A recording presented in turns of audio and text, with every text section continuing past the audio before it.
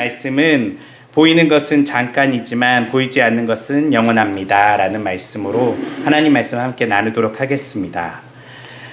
지난주 우리는 바울이 질그릇에 대한 어떤 비유를 통하여 우리 육체에 대해서, 우리 육체가 사실은 대단히 좋은 것은 아닐 수 있고, 당시 그리스인들이 생각할 때에 육체는 부정한 것으로서 육체를 빨리 깨고 영혼의 어떤 숭고한 것들을 추구하는 그런 생각을 가지고 육체를 하등하게 보았지만, 바울은 오히려 이 어떻게 보면 하등할 것 같은 이 육체가 여기에 뭐가 담긴다고 얘기했었죠? 하나님의 영광이 담겨요. 그래서 오히려 우리가 깨어지고 금이 가고 볼품 없을수록 그 담겨있는 하나님의 영광이 더욱더 드러난다라는 것을 보여주고 있어요. 우리가 오히려 더 좋은 어떤 육체와 더 온전한 것을 갖췄다면 하나님이 잘 보이지 않을 수 있지만, 우리가 연약하기 때문에, 잘 깨지기 쉽기 때문에 오히려 하나님의 능력은 담겨 있다가 오히려 더 드러나는 어떤 이러한 것을 질그릇에 대한 표현으로 바울이 설명하고 있었어요. 그러면서 그가 더 이야기하는 것은, 이제 우리가 사는 것은 그냥 우리의 인생을 사는 것이 아니라 우리 안에는 그리스도의 죽음과 그리스도의 생명이 우리 안에 들어있다라고 얘기하고 있어요. 다른 말로 하면 그리스도와 우리가 이제는 하나됨을 이야기하는 거예요. 예수님께서 우리 안에 계신다는 거예요. 그래서 이제 우리가 사는 것은 예수님이 사는 것처럼 살아가는 것이죠. 그러면서 제가 이야기했었잖아요. 예수님처럼 사는 게 뭘까요? 어떤 거라고요? 대단히 종교적으로 기도 많이 하고 좋은 일 많이 하는 것이 예수님처럼 살아가는 모습일 수도 있지만, 그것도 하나의 예수님의 모습일 수 있지만, 실제 대부분의 예수님의 삶은 우리와 같이 사셨다는 거예요. 그래서 예수님의 삶을 우리가 특별하게 자꾸 생각하다 보니까 자꾸 우린 특별한 사람이 돼야 된다고 생각하지만, 실제로는 예수님은 너무나 평범하게 우리처럼 일상을 사셨고, 그렇게 사시다가 공생애에 구원을 위하여 예수님께서 이 땅에 자신의 3년 동안의 시간들을 보내시면서 우리에게 자신의 삶을 보여주신 것이죠. 우리는 복음서를 통해서 이 뒷부분의 이야기만 알지 실제 일상에 대한 이야기를 잘 몰라요. 그래서 우리는 공생애처럼만 살려고 해요. 그렇기 때문에 우리는 따라가지 못하기 때문에 절망을 느끼고요. 도대체 신앙생활을 어떻게 해야 되는지 모르겠다는 생각을 하게 된다는 것이죠. 그런데 신앙생활을 어떻게 하는 걸까요? 예수님처럼 살아가는 것은 어떻게 해야 되는 걸까요? 나의 일상을 예수님의 의식을 가지고 살아가는 거예요. 대단한 것이 아니에요. 때로는 심심할 때에도 예수님은 심심하셨을 때 어떤 감정이셨을까? 예수님의 심심하심을 여러분들 경험하시고, 우울하실 때에도 예수님의 우울함을 경험하세요. 예수님도 우울하셨어요. 기쁨이 있을 때도 예수님의 기쁨을 경험하시고요. 인생의 희노애락에 예수님의 삶의 모습이 그대로 담겨져 있다는 거예요. 다른 말로 하면 신이 인간이 되어서 인간처럼 사셨다는 것이죠. 그리고 우리는 이제 신처럼 살려고 할 때에 보이지 않는 신을 따라할 수는 없지만 이제 누구를 따라 살 수 있죠? 보이는 예수님, 인간이 되신 예수님의 삶을 우리가 따라 살며 이제 인간의 삶을 충실히 살아가는 것이 신적인 삶의 모습이라는 것을 이 시간 우리가 나누었어요. 한 주간 예수님처럼 사셨나요? 그 의식을 좀 하셨나요? 내 일상이 예수님의 일상과 동일했겠구나. 예수님도 이렇게 사셨겠구나. 예수님도 이런 감정이 있었겠구나. 이게 바로 신앙생활이에요. 우리는 자꾸 일상을 벗어나서 특별한 종교적 체험과 아니면 열광과 막 찬양 뜨거운 집회에만 가야지만 예수님을 경험하는 것 같지만, 실제 예수님의 대부분의 삶은요, 여러분의 삶과 유사하셨어요. 다만 뭐가 달라졌냐면, 이제 여러분이 사는 것은 예수님으로 인해 예수 안에서 사는 인생이 되었다는 것이죠. 이 변화가 아주 남들이 보기에는 보이는 변화가 아닐 수 있지만요, 이것은 완전히 사실은 모든 게 뒤집어진 변화예요. 신처럼 살려고 했던 인간에게 신이 뭘 보여주셨죠? 인간처럼 사셨어요. 우리는 신처럼 되려고 했는데 하나님은 인간처럼 낮아지셨고요. 그리고 우리처럼 살아가는 것을 통하여 신적인 삶이 무엇인지를 우리에게 따라올 수 있게끔 보여주신 거예요. 여러분의 일상은 이제는 누구로 인해 이제 충만하죠? 예수님으로 인해 충만해요. 신적인 삶을 여러분들은 이제 예수님의 그 이후에 성육신 이후에 우리는 경험하고 있는 거예요. 다만 인지를 하지 못하는 것이죠. 내 삶이 예수님의 삶의 하나의 모습이구나 라는 것이 인지하지 못하고 우리는 자꾸 또 다른 것을 찾아서 떠나고 있다는 얘기를 했었어요. 그래서 여러분들의 일상은 예수님의 일상이고, 그리고 이 일상 속의 마지막은 우린 뭘 경험하게 되죠? 죽음이에요, 죽음. 이 죽음은 뭐예요, 그러면? 이제는. 과거에는 절망적인 죽음이에요. 고통 속의 죽음이고, 죽음이란 건 절대 좋은 게 아니에요. 하지만 이제 죽음은 어떤 의미를 갖게 되죠? 네, 부활 이전에. 그 죽음은 이제 무슨 의미를 가져요? 죄인의 죽음인가요? 조금 더 앞서가셨어요. 예수님의 죽음, 신적 죽음을 경험하는 거예요. 과거의 죽음은 그냥 절망이죠. 죄인이 그냥 죽은 거예요. 죄를 짓고 하나님 앞에 설 수 없는 자가 죄로 인한 결과로 죽었지만, 이제 우리에게 남겨진 죽음은요, 죄의 결과로 인한 죽음이 아니라요, 그리스도의 죽음을 경험하는 죽음이 되는 거예요. 경험해보고 싶지 않으신가요? 아직은 네. 맞아요. 솔직하게 아직은 우리 예수님의 일상을 좀 더 경험하고 싶어요. 하지만 때가 되면 우리 모두 다 곧 예수님의 죽음도 경험할 거예요. 예수님의 죽음을 우리가 조금 살펴보면, 예수님 죽음 어땠어요? 고통이었죠. 고통이 있었죠. 죽음 고통 맞아요. 외로우셨고요. 죽음 앞에서는 철저히 외로움을 느껴요. 그런데 예수님이 뭐라고 말씀하시죠? 맨 마지막에 다 이루었다. 여러분의 죽음도 그렇게 될 거예요. 내가 일상을 이렇게 다 살고, 물론 고통스럽고 때로는 이 죽음은 누가 함께 해줄 수가 없어요. 나 혼자 가는 길이에요. 하지만 이제 여러분도 예수님처럼 고백하게 될 거예요. 다 이루었다. 이제 남은 것은 내가 할 수 있는 건 없어요.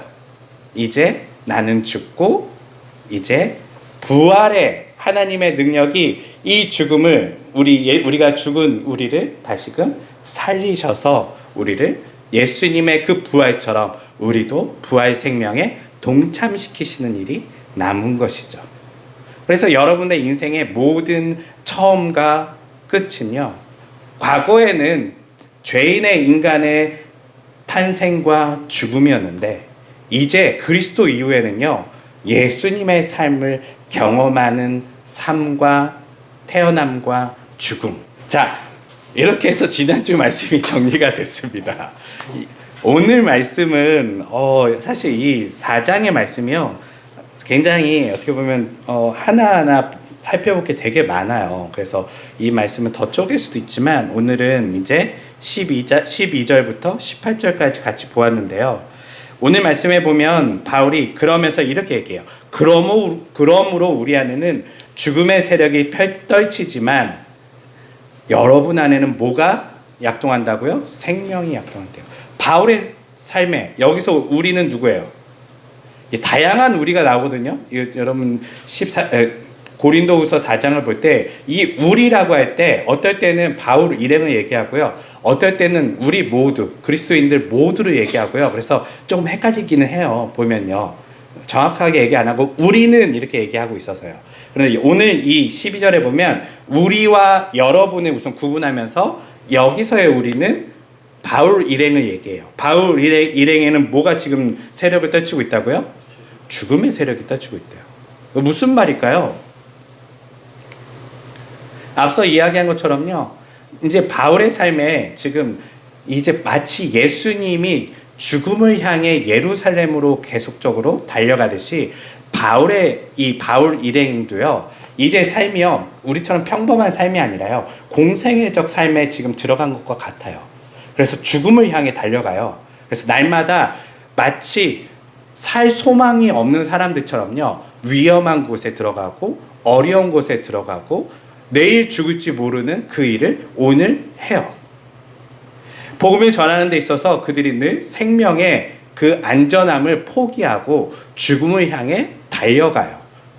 그래서 바울은 이것을 이렇게 얘기하는 거예요. 죽음의 세력이 우리에게 떨치고 있대요. 우리에게 영향을 미치고 있대요. 늘 우리를 죽이려고, 바울 일행을 잡아 죽이려고 늘 공격하지만 여러분 안에는 뭐가 약동한다고요? 생명이 약동합니다. 그런데 바울의 이러한 죽음을 향한 그 달려감을 통하여 어떤 일이 일어나냐면, 그가 복음을 전했을 때에 성도들이 믿기 시작하고요, 교회가 태동하기 시작하고요, 그리고 오늘 이 말씀을 받아든 고린도 교회가 바로 이 죽음을 통해 달려갔던 이 바울 일행을 통해 만들어졌던 교회의 모습이라는 것이죠. 그래서 이 고린도 교회는 어떤 게 태동하고 있다고요? 생명이 약동하고 있어요. 바울 일행은 비록 위험에 처했지만 고린도 교회는 지금 여기서 믿는 자들이 늘어나고 그리스도의 생명 안에 들어온 사람들이 점점점 많아지고 있어요. 이런 모습들을 표현하고 있는 거예요. 그리고 나서 13절에 이렇게 얘기합니다. 성경에 내가 믿었으므로 나는 말하였다라고 기록되어 있는 것과 같이 우리 또한 동일한 믿음의 영을 가지고 있으므로 우리가 믿고 또 말하는 것입니다 라고 하고 있어요. 여기 보면 성경에 내가 믿었으므로 나는 말하였다 라는 것은 시편 116편 10절에 있는 말씀이에요. 우리 쉬운 성경으로 보면 그 시편 말씀이 조금 이 번역과는 좀 달라요. 근데 공동 번역으로 보면 이 말씀은 내가 믿었다, 어려운 상황 가운데 또한 힘든 가운데 내가 믿었고 이 믿음을 지켜냈다 라는 어떤 그런 표현으로 볼 수 있어요. 그리고 이 지켜냄은 우리가 동일한 믿음과 영을 가지고 있다라는 말을 통하여 이제 12절에서 고린도 교회와 바울의 삶에 우선 차이가 있잖아요. 바울은 지금 죽음을 향해 달려가고 있지만 고린도 교회는 이제 생명이 막 거기서 일어나고 있거든요. 하지만 이 두 상황은 다르지만 이 둘은 뭐가 같다고요? 동일한 믿음을 가지고 있어요. 그래서 이 믿음을 가지고 그들이 모두 어쩌면 다른 상황이지만 같은 고백을 하는 것이에요. 그러면서 바울이 이제 예수님을 찬양합니다. 주 예수를 죽은 자들 가운데서 살리신 하나님께서 우리도 예수와 함께 다시 살리셔서 여러분과 함께 그분 앞에 서게 해주실 것을 압니다라고 해요. 이 말은 바울이 사실 자신의 서신에서 많이 표현하는 말이에요. 이 말이 무엇이냐면 예수님을 죽은 자 가운데서 살리신 하나님이 또한 어떻게 하신다고요? 여러분과 우리를 다시금 하나님 앞에 서게 해주실 거래요. 이 말은 앞서 이야기한 예수님의 삶과 자신의 삶을 동일시하는 것에서 그가 인식을 가지고 있는 거예요. 이러한 믿음을 가지고 있는 거예요. 그리스도인들은 바로 이 믿음을 가진 사람들이에요.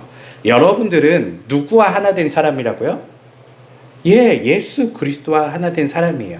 그렇기 때문에 이제 복음서를 보면 예수님의 삶이 보이는 것 플러스 여러분들은 뭐가 보여야 해요? 나의 삶도 거기에 보여야 해요. 예수님의 삶이 나의 삶이고 때로는 나의 일상적인 삶도 예수의 삶의 하나의 모습이라는 거예요. 그렇기 때문에 예수의 죽음에서 그 예수를 죽은 자 가운데서 살리신 하나님은 이제 우리가 죽는다 할지라도 우리 또한 죽은 자 가운데서 살리셔서 하나님 앞에 서게 해주실 것을 믿는 게 바로 그리스도인들의 믿음이라는 것이죠. 이 믿음을 여러분 가지고 계십니까? 네, 아멘. 고백하셔야 돼요. 이게 핵심적인 믿음이에요. 내가 죽으면 좋은 나라 가겠지. 이런 막연한 믿음은요, 모든 종교에 다 있어요. 이게 아니에요. 그리스도인이 되었다라는 것은 예수님과 내가 이제 하나됨을 이야기하는 거예요. 예수가 어디에 있어요? 우리 안에 계세요. 물론 존재론적으로 그분은 저기에도 계시지만요, 그분은 우리 안에, 그의 영을 통하여 우리 안에 함께 거하고 계시단 말이에요. 이것은 놀라운 일이에요. 심지어는 이것은 태초에 아담과 하와가 누리지 못한 복이에요. 아담과 하와는 하나님과의 하나됨은 경험하지 못했어요. 피조물로서 하나님의 말씀을 지키고 성실하게 사는 것이 어쩌면 그에게 첫 번째 주어진 어떤 미션이었을 거예요.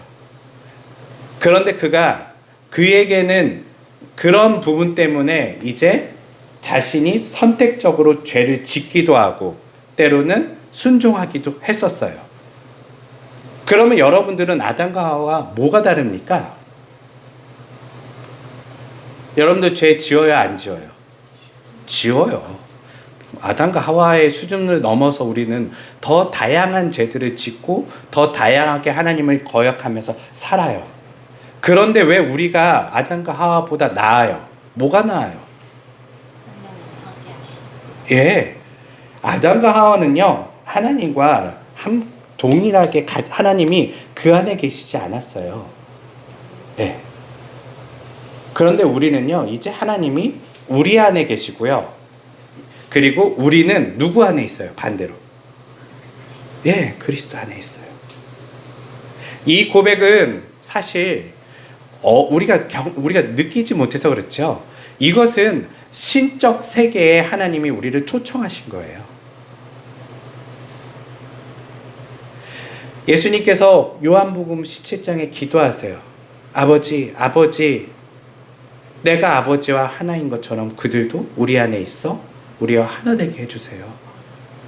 우리가 함께 하나님과 내가 누렸던, 아버지와 내가 누렸던 그 영광을 그들도 들어와서 그 영광을 경험하게 해주세요. 예수님의 기도거든요.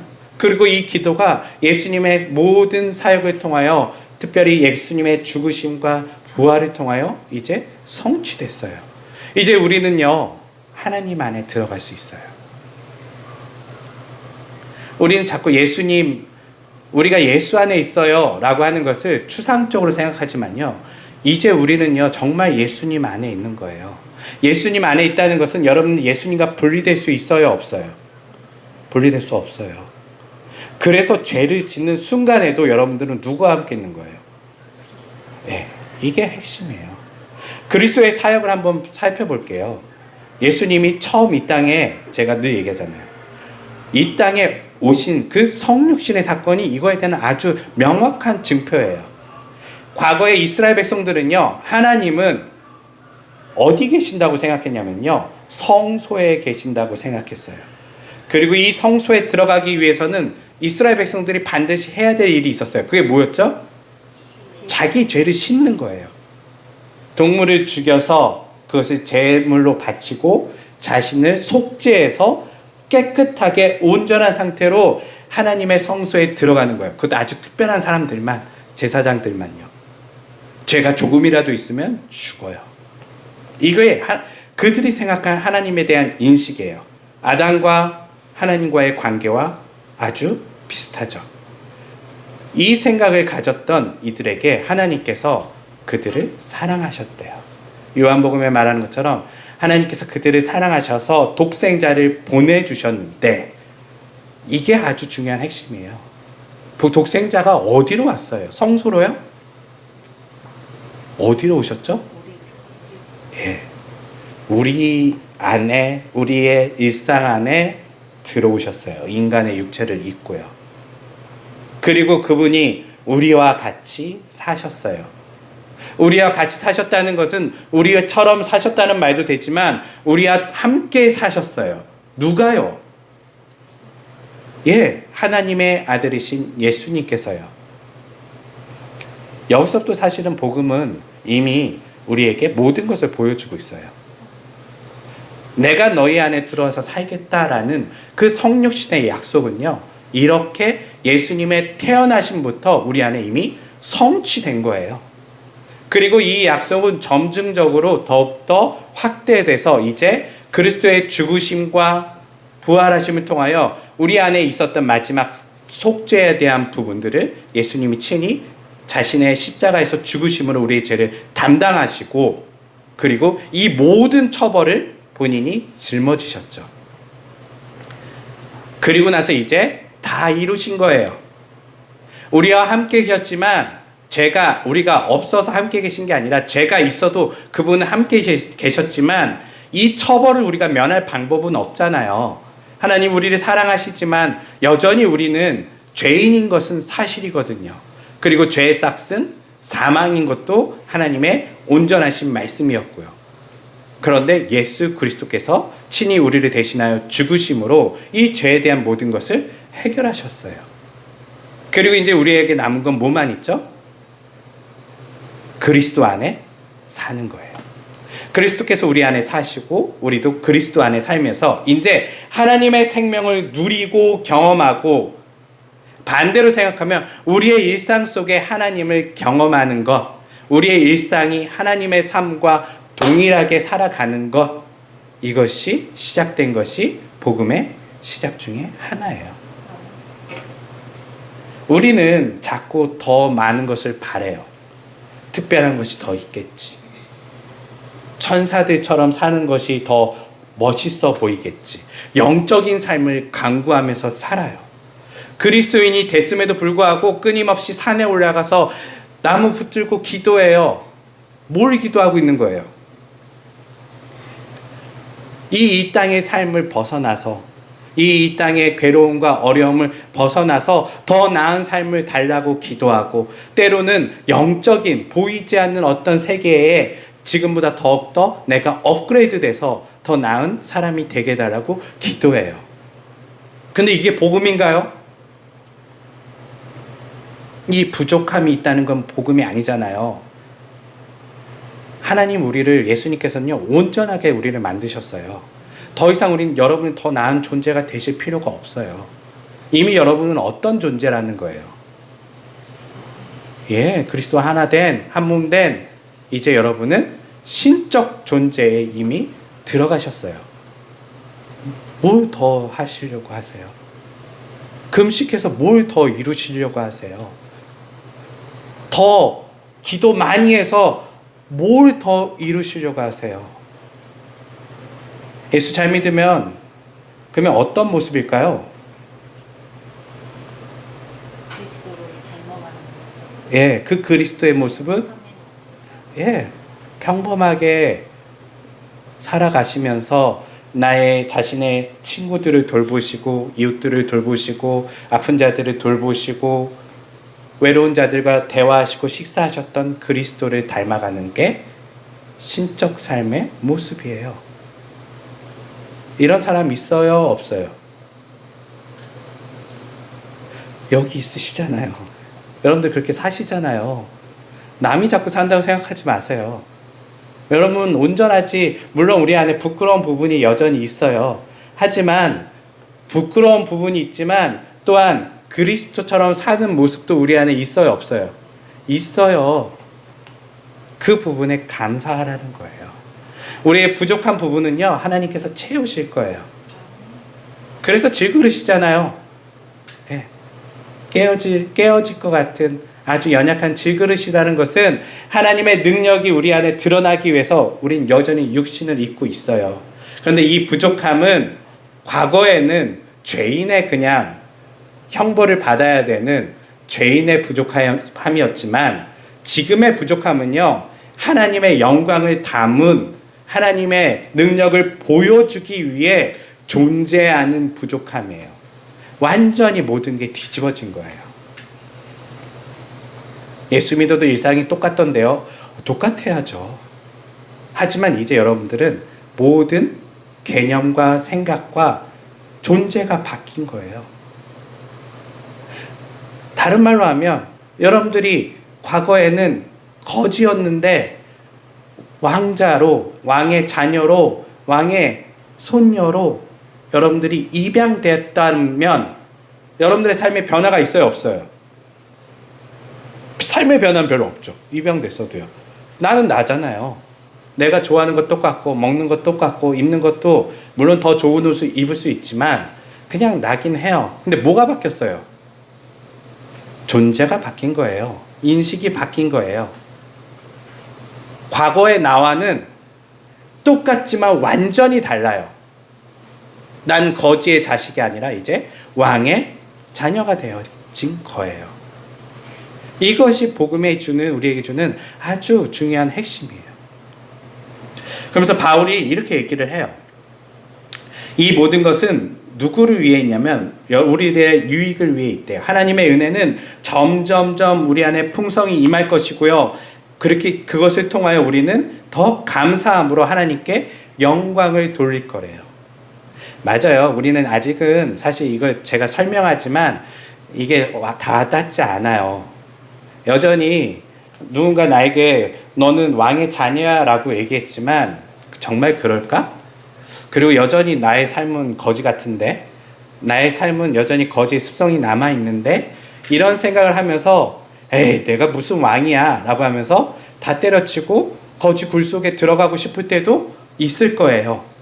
하지만요, 점점점 시간이 지나고 하나님께서 여러분들에게 너가 누구인지를 깨닫게 해주실 거예요. 그게 우리 인생의 하나의 과정이 될 거예요. 여러분 믿음이 한 번에 온전해지지 못한다는 것은요, 여전히 하나님께서 여러분 안에서 일하실 시간이 많다는 거예요. 낙심하지 마세요. 혹시 내 삶에 내가 그리스도와 같은 삶이라고 하는데 나는 예수 안 믿는 것 같아, 여전히 난 믿음이 없는 것 같아 라는 생각이 혹시 드시나요? 나는 여전히 그 죄인의 삶을 벗어나지 못한 것 같은데 라는 생각이 혹시라도 드시나요? 그럴 수 있어요. 하지만 그것이 끝이 아니라는 거예요. 하나님께서는 여러분의 삶을 이제 점점점 채워가실 거예요.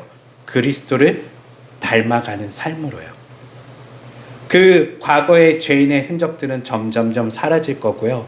이제 여러분들은 점점점 그리스도처럼 살다가, 다른 말로 하면 뭘까요? 그 그리스도처럼 산다는 것은 온전한 사람처럼 이제 점점점 살아가시다가 때가 되면 우리는 온전한 성화를 이루는 것이고요. 이것을 성경을 뭐라고 얘기하면 영화롭다라고 얘기를 해요. 그게 뭐냐면 이제 우리는 신적인 삶에 도달하는 모습을 바울은 이야기해줘요. 우리는 그러한 모습까지 끊임없이 성장할 거예요. 언제까지요? 그렇죠. 죽음까지.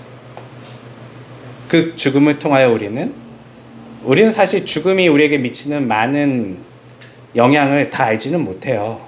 죽음을 통해서 어떻게 우리가 성화와 영화의 끝에 도달하는지 우리는 알지 못하지만요, 이 죽음조차도 우리를 결국 성화와 영화에 도달하게 한다는 것이 놀라운 비밀이라는 거예요. 나의 부족함으로 나는 죄 많이 짓고 좋은 일 많이 못했는데 이제 죽으면 지옥 가겠지. 그게 아니에요. 이 죽음조차도 나에게 그리스도를 알게 하고요, 그 그리스도를 알게 함을 통하여 더욱더 우리는 영화롭게 된다는 것을 이해하시는 죽음을 우리는 경험하게 될 거예요. 그러면서 16절에 바울이 이렇게 얘기합니다. 그러므로 우리는 결코 낙심하지 않는데요. 우리 겉사람은 점점 시들어가지만 우리의 속사람은 날마다 새로워져 가고 있대요. 이 말이 바로 앞서 한 이야기들이고요. 그리고 우리가 지금 겪고 있는 잠깐 동안의 이 고난은 장차 우리에게 비교조차 할 수 없을 정도로 크고 영원한 영광을 가져다 줄 거래요. 이게 우리들의 삶의 비밀이에요.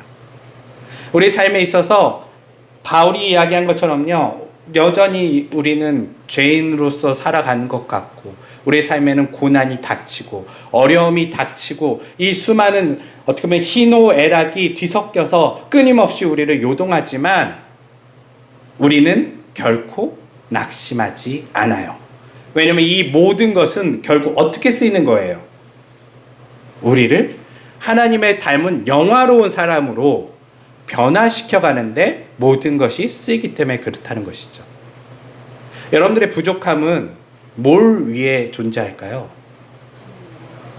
네, 하나님의 영화로움을 채우기 위한 도구가 될 거예요. 앞서 얘기했잖아요. 여러분의 질그릇이 아니라 완벽하고 온전한 그릇이라면 하나님의 영광이 그 안에 드러나나요? 안 보여요. 뭐만 보일까요? 그릇만 보이죠. 아, 멋진 그릇. 저 사람 진짜 멋있다. 근데 여러분 보면 멋있어요? 안 멋있죠. 저도 더 멋있었으면 좋겠어요. 제 겉사람 점점점 낡아지고 점점점 살이 찌고 나이 먹으면 성숙할 줄 알았는데 고집만 세지고 어렸을 때는 못 모르고 했던 잘못을 이제는 알면서 저지르고 나는 비록 이러한 어쩌면 엉망인 그릇이지만 깨진 것 같은 이런 질그릇이지만 이렇기 때문에 누가 여기서 일하신다고요? 하나님께서 일하시고 하나님의 능력이 드러나고 우리가 아닌 역시 하나님 대단하셔서 저 사람을 영화롭게 만드시는구나. 저 사람을 그리스도를 닮은 하나님의 자녀로 하나님께서 빚어가시는구나 라는 것을 친히 드러내신다는 거예요. 그렇기 때문에 우리의 믿음 생활은 의지적인 삶은 아니에요. 나 예수 잘 믿어봐야지 결심하면 잘 믿어지던가요? 우리 많이 했잖아요. 부흥회 가서 주여 막 회개하고 기도하고 마음이 뜨거워져요.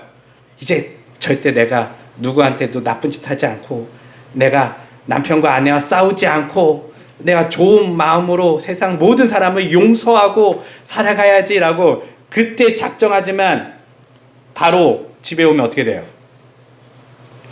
수많은 사람들이 내 마음을 역동시키고 나는 착하게 살고 싶었는데 저 나쁜 것들이 나를 공격함으로써 내 본성을 드러나게 만들고 이런 일들이 일어나죠? 저도 일어나고 여러분들도 일어나요. 오늘 이 말씀을 보는 지금도 우리는 마음속에 그래, 난 이제 그리스도처럼 살아야지. 난 그리스도의 영광을 드러내면서 살아야지 마음으로 결심하지만 집에 가면 어때요? 여전히 연약한 질그릇이라는 것을 볼 수밖에 없어요. 그때 실망하지 마세요. 그때 다시금 그 질그릇 안에 담겨있는 하나님의 영광을 바라보세요. 이야, 이렇게 한순간에 무너지는 나를 하나님은 여전히 그 안에서 일하시는구나. 역시 나는 안 되는 녀석이었어. 안 되는 사람이었어. 그러니까 하나님이 나에게 필요하지. 그러니까 하나님이 나를 그리스도답게 만드는 것이 하나님의 놀라운 능력이고 은혜이지를 고백할 수 있는 사람. 그래서 날마다 뭘 하라고요? 감사하는 마음이 넘치게 만들 거래요. 여러분의 삶에서요. 그러면 이 감사의 마음이 넘치려면 좋은 일만 있어야 된다고요? 아니요. 여러분의 실패마저도 이 세상에 어려움마저도 우리는 이제 그 안에 발견되는 하나님의 능력과 영광으로 인해서 감사의 마음을 품게 된다는 거예요. 여전히 혹시 여러분들의 마음속에 자신에 대한 실망감이 크실까요? 아니면 타인에 대해서 용서 못한 어떤 어려움들이 있으신가요? 그것을 제가 지금 당장 용서하라는 얘기도 아니고요. 당장 여러분들이 온전한 삶을 살라는 얘기가 아니에요. 이것이 보일 때마다 여러분은 이제는 내가 아니라 뭘 바라보셔야 돼요? 하나님을 바라보시는 거예요. 그럼에도 불구하고 하나님께서 여전히 내 안에 일하시고 계시구나. 용서하지 못하는 내 안에 하나님은 여전히 계시면서 나를 끊임없이 변화시켜 가시고 훈계하시고 탈기르시고 나를 옳은 길로 갈 수 있게끔 인도해 가시는구나. 여전히 실패한 나이지만 그럼에도 주님은 포기하지 않으시고 나에게 늘 손을 내미시고 나를 이끌어 주시는구나. 그래서 이 모든 것을 통해서 우리는 감사의 고백을 하게 되는 것이죠. 그러면서 우리는 바울의 고백처럼 우리는 겉사람은 점점점 이렇게 시들어갈 거예요. 계속적인 고난과 어려움과 때로는 육체의 한계 때문에 내가 하고 싶어도 의지적으로 내가 노력하고 싶어도 때로는 몸이 따라주지 않을 수도 있어요. 네. 그렇지만 뭐가 이제 달라지고 있죠? 네, 여러분 안에 있는 속사람, 여러분의 영혼과 그 숭고한 하나님께서 여러분들을 창조하신 그 본래 그 사람은요, 이제 더욱더 살아날 거예요. 내가 실패할수록 그 영혼은요, 더욱더 깨닫게 돼요. 하나님의 능력이 얼마나 위대한지. 내가 여전히 죄인인 것을 알면 알수록 하나님의 은혜가 얼마나 큰지를 그 속사람은 깨닫게 되고 더욱더 그 속사람은 새로워져 갈 거예요. 그러면서 바울은 이렇게 얘기합니다. 지금 우리가 겪고 있는 잠깐 동안의 이 고난은 장차 우리에게 일어날 영광에 비하면 비교조차 할 수 없대요. 그렇지 않나요? 이것들을 여러분들이 이 어려움들을 통과하면 지금 어떤 것이 기다리고 있어요? 예, 영화로운 하나님과 우리가 이제 온전히 하나님 나라에서 교제하면서 부끄러움 없이 하나님 앞에 설 수 있는 놀라운 그 영광, 성경은 다른 말로 하면 하나님의 얼굴을 내가 마주보는 영광, 위대한 모세조차도 하나님의 얼굴을 그가 바라볼 수 없었었는데 어쩌면 늘 나의 문제에 시달리며 그것과 씨름했던 내가 이제 때가 되면 하나님을 마주보고 그분의 영광을 바라볼 수 있게 되는 그 영광, 비교할 수 없다라는 것이죠. 그것을 바라보고 바울은 살아간대요. 오늘은 전도여행을 했는데 바울의 입장에서는요, 전도여행을 했는데 오늘 믿는 사람이 하나도 없어요. 그가 설교를 했는데 아무도 죽게 돌아오지 않았어요. 때로는 사람들이 비난하고 돌을 던지고 저 배신자라고 얘기하고 심지어는 믿는 사람들조차도 저 바울은 믿을 만한 사람이 아니야 라고 공격할지라도 바울은 이것을 보고 참는 거예요. 내가 지금은 여전히 여기서 이런저런 어려운 문제들로 얽혀서 살아가지만 때가 되면 비교조차 못한 하나님의 영광 속에 나는 들어간다. 보이지 않는 그 하나님의 세계를 바라보고 살아가는 것이죠. 그래서 18절에 이렇게 얘기합니다. 우리는 보이는 것을 바라보지 않고 보이지 않는 것을 바라봅니다. 보이는 것은 잠깐이지만 보이지 않는 것은 영원하기 때문입니다. 아멘. 여러분의 인생은 지금 보이는 이 세상은요, 영원하지 않아요. 그 실투투성인 날마다 누군가에게 실망을 안기는 때로는 용서하지 못하는 그 나조차도 영원하지 않아요. 이 보이지 않는 세상은요. 다 사라질 거예요. 헛된 것이에요. 무엇만 남겠죠? 무엇이 남을까요? 이 모든 과정을 통과하고 이제 곧 영화롭게 되어 심지어는 죽음을 통과하고 영화롭게 된 하나님과 마주보며 주님의 잔치에 들어갈 죄의 문제에 쌓여서 이 땅에 먹고 사는 문제에 시달렸던 내가 아닌 하나님의 그 영화로움을 힘입어서 영화로워진 그것을 바라보는 거예요. 그 미래를 바라보고 살아가는 거예요. 그것을 다른 말로 하면 그리스도, 이제 온전하여 지신 그리스도를 바라보는 것처럼 우리는 그 온전함을 바라보면서 살아가는 것이죠. 보이는 세상이 아니라요. 이거에 대해서 전도서는 이렇게 얘기하죠. 이제 비슷한 얘기지만 헛되고 헛되다. 그러면 전도서의 핵심에서 헛되지 않는 건 뭐예요? 하나님을 아는 지식이에요. 하나님을 아는 거예요. 그것만이 헛되지 않대요. 이미 전도서 기자는 알고 있어요. 이 땅의 모든 것들, 심지어는 내가 좋았던 것들도 헛되고요. 내가 힘들었던 것도 정말 영원할 것 같은 그 어려움조차도요, 헛되대요. 큰 의미 없대요. 왜냐하면 이 세상은 유한하잖아요. 경험해봐야, 기껏 잘 살아봐야 100년이고요. 기껏 거지같이 살아도 100년이에요. 이 짧은 인생을 살면서 여기에 집중된 인간이 아닌 영원한 하나님을 바라보며 그 영원 속에 살아갈 그 영원한 나라를 꿈꾸며 살아가는 내가 오히려 헛되지 않다는 거예요. 여러분의 인생은 이제 무엇을 바라보시며 살겠습니까? 우리 인생 속에 어려움은 닥쳐와요. 그리고 우리는 어려움이 올 때마다 항상 뭐가 보이죠? 그 어려운 상황 플러스 이 어려운 상황을 넘지 못하는 나의 연약함, 그리고 여전히 헤매이고 있는 이 모든 게 보여요. 그런데 이제 믿음의 사람들은 이걸 보는 게 아니라 이조차도 어떻게 쓰인다고요? 나를 영화롭게 만드는 재료로 쓰인다는 거예요. 때로는 이걸 내가 아닌 타인으로 한번 생각해 볼게요. 누군가 나에게 고난을 주었어요. 용서 못할 어려움을 주었어요. 그건 어떻게 쓰일까요? 왜 성경은 원수를 용서하라고 할까요? 왜 예수님은 그들에게 끊임없이 원수를 용서하고 용서하는 걸 넘어서 원수를 사랑하라라고 얘기할까요?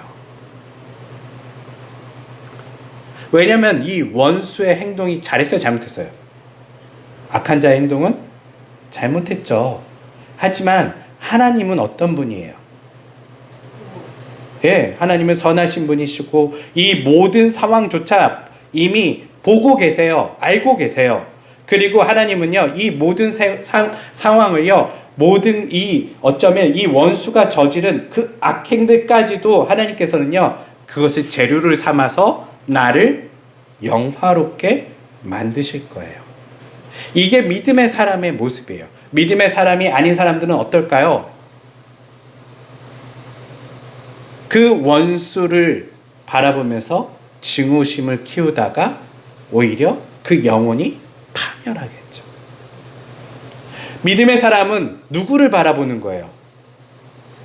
원수가 아닌 하나님을 바라보기에 저 원수의 행동조차도 헛되고 헛된 게 되는 거예요. 그러니 용서할 수 있는 거예요. 그래서 사랑할 수 있는 거예요. 영원하지 않아요. 이 땅의 모든 문제들은요. 네, 전화 좀 받아주세요. 저 좀 끊어주세요. 이렇게 성경은 우리에게 오늘 바울이 얘기한 것처럼요, 보이는 세상과 보이는 것과 보이지 않는 것, 여러 가지 이런 이야기를 통해서 결국은 뭘 얘기하고자 하냐면요, 우리에게 일어난 모든 일들이 다 하나님의 뜻 안에 있다.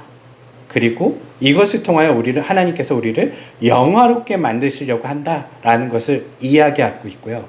우리는 인생을 살아가면서 뭘 바라보아야 된다라고 최종적으로 얘기하는 것이죠. 보이지 않는 하나님의 나라를 바라보면서 사는 삶, 그것이 바울 일행의 삶이었고요. 바울이 이야기하고자 하는 고린도 교회가 때로는 앞으로 어려움이 닥칠 때마다 그들이 바라봐야 될 삶의 모습이라는 것이죠. 오늘날 뉴스를 보면 여러분들 마음이, 저도 어렵더라고요. 좋은 일들은 하나도 없고, 어떻게 세상에 이런 일들이 일어나지? 어떻게 사람들이 저렇게 거짓말을 잘하지? 어떻게 사람들이 저렇게 자기도 속이고 남도 속이고 저렇게 악한 사람들이 마치 세상에 선한 것처럼 위세 등등하면서 살아가지? 여러 가지 생각들이 다 들어요. 그때마다 바울은 우리에게 이야기해 줍니다. 보이는 것은 잠깐이고 보이지 않는 것이 영원하다. 악인들은 결국 겨와 같이 흐트러질 거고요. 재와 같이 사라질 거고요. 보이지 않는 하나님을 소망하며 살아가는 사람들, 이 땅에 소망을 둔 것이 아닌 하나님 나라를 소망하며 그리고 이 땅을 밟고 살아가는 사람들, 그들에게 하나님께서 함께 하신다는 것을 여러분들이 기억하시면서 하루를 살아가시는 모두가 되시기를 주님의 이름으로 축원합니다. 기도하겠습니다.